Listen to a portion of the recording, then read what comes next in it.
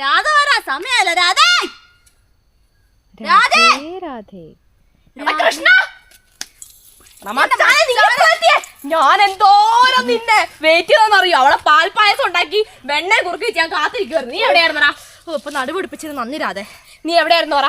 ഞാനോ എന്ന് ജന്മാഷ്ടമിക്കാണല്ലോ എന്നെ കാണാൻ വേണ്ടി കുറച്ചല്ല ഭക്തന്മാരും എന്റെ വേഷം കെട്ടി ആഘോഷിക്കുന്നുണ്ട്.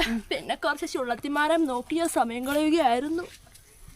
നമ്മള് ഒരു കാര്യം ഓർക്കണം. എനിക്കുണ്ട് ചുള്ളന്മാര്. പിന്നെ നിന്നെ ഓർക്കുമ്പോ ഞാനുണ്ടല്ലോ നോക്കില്ല. നമ്മള് രണ്ടോടെ ഒരു മനസ്സാണല്ലോ. പിന്നെ വേറെ എന്തൊക്കെയുണ്ട്? അവിടെ പൊട്ടിക്കല്ലേ ഉണ്ടോ നോക്കിയതാ. ഇപ്പത്തെ മനുഷ്യന്മാരല്ലേ എല്ലാം എടുത്തോണ്ടങ്ങ് പോവേ. നോട്ടത്തിൽ കൂടി ഇങ്ങനെ വലിച്ചെടുക്കുന്നത്. സത്യം. ആണ്ടും പെണ്ണും പുറത്ത് പെണ്ണുങ്ങൾക്ക് പിന്നെ നടക്കാനേ മേല. ആണ്ടാ പറയണോ? ഞാൻ വൈകുന്നേരം ഞാൻ ചത്തു. അറിയോ? നിനക്കൊരു കാര്യം അറിയോ? കഴിഞ്ഞ ദിവസം ഞാൻ ഭൂമിയിലേക്ക് പോയായിരുന്നു. എന്നിട്ടോ? എന്റെ ദൈവമേ, അവിടെ അമ്മേനെ പെങ്ങളെ തിരിച്ചറിയാൻ പറ്റാത്ത ആൾക്കാരാ. എന്റെ ദൈവമേ രാധേ, എല്ലാം കണക്കാ. എല്ലാ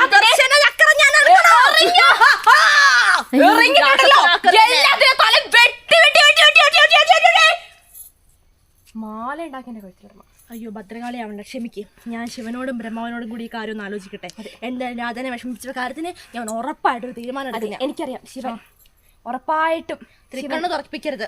പക്ഷെ തുറക്കേണ്ട കാര്യങ്ങളാണ് ഭൂമിയിൽ എല്ലാം നടക്കുന്നത്. വേണ്ട, ശിവന് അറിഞ്ഞാലേ ഭൂമി തന്നെ നശിച്ചു. അറിഞ്ഞാൽ എന്തായാലും തൃക്കണ്ണ് തുറക്കേണ്ടി വരും. ശരി, ഞാൻ അതിനെന്തായാലും ഒരു ഇതുണ്ടാക്കാം. സാധനം പേടിക്കണ്ട. പിന്നെ കാര്യമുണ്ട്. എനിക്കെന്തുണ്ടാക്കിയേ? ഒരു കൂട്ടം ഒരു ഉരുളി ഒരു ചെറുപ്പ പായസം ഉണ്ടാക്കിയിട്ടുണ്ട്. പിന്നെ ഒരു കാര്യമുണ്ട്. എന്താന്നറിയണ്ടേ? ചായ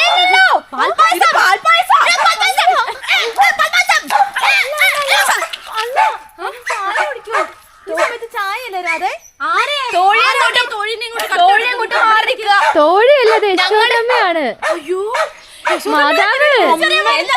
അമ്മയെ കണ്ട് തിരിച്ചറിയാൻ പറ്റാത്ത കൃഷ്ണ. അറിയാതെ സംഭവിച്ചത് അമ്മ.